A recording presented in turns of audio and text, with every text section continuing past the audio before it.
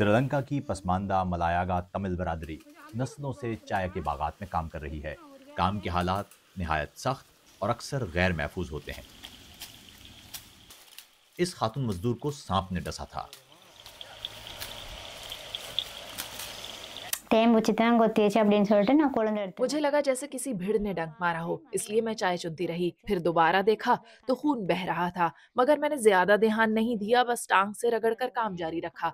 लेकिन फिर दर्द बढ़ने लगा और सूजन हो गई। तब दोबारा देखा तो वहाँ एक छोटा सा सांप था जिसका फन फूला हुआ था। தலையை தூக்கிட்டு நிக்குது ये बाग रेन फॉरेस्ट अलायंस से तस्दीक शुदा है। ये गैर सरकारी तंजीम मुनसिफाना और पायदार काम के हालात को यकीनी बनाने के लिए काम करती है। यहाँ की चाय बैन अवी ब्रांड्स को सप्लाई की जाती है। मगर जागरी कहती हैं कि जब वो सांप से डसे जाने के बाद अस्पताल दाखिल हुई तो उनकी कोई माली मदद नहीं की गई।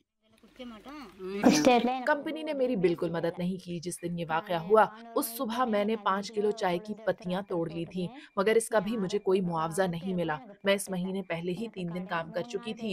मैंने तनख्वाह एडवांस ली हुई थी। ये रकम उन्होंने किसी और की तनख्वाह से काट ली। பிடிச்சாங்க एक और खातून मजदूर को भीड़ ने काटा, जिसके बाद वो काम पर नहीं आ सकी। என்னை அப்பயே ஹாஸ்பிட்டலுக்கு அனுப்பிட்டாங்க उन्होंने मुझे अस्पताल भिजवाया। मैं 3 दिन वहाँ रही। पहले दिन की तनख्वाह मिली, मगर बाकी दिनों के लिए कहा गया कि वो नहीं दे सकते।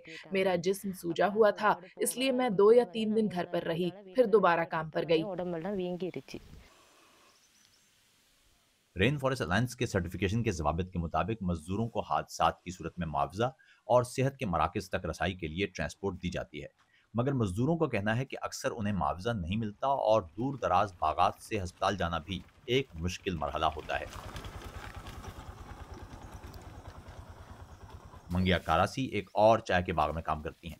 3 बरस कबल बच्ची की पैदाइश के वक्त एम्बुलेंस न पहुंचने पर वो बर वक्त अस्पताल में दाखिल न हो पाई और अपनी बच्ची खो बैठी। காப்பாற்றிக்கலாம் போச்சு எனக்கு இந்த ரோட்டு நடந்து தான் சொல்ல இருக்கு எனக்கு கேட்டால் ஆம்புலன்ஸாக பணி வந்து நின்றுக்குச்சுங்களே ஆம்புலன்ஸ் தான் வர हम अपनी बच्ची को ना बचा सके। खराब सड़क की वजह से एम्बुलेंस नीचे ही रुक गई और ऊपर ना आ सकी। अगर सड़क अच्छी हालत में होती तो वो पहुंच पाते और मैं अस्पताल में दाखिल होकर बच्ची को महफूज तरीके से जन्म दे सकती। चूंकि ऐसा ना हो सका, हमने अपनी बच्ची को खो दिया। ये 3 साल पहले 8 अगस्त को हुआ था।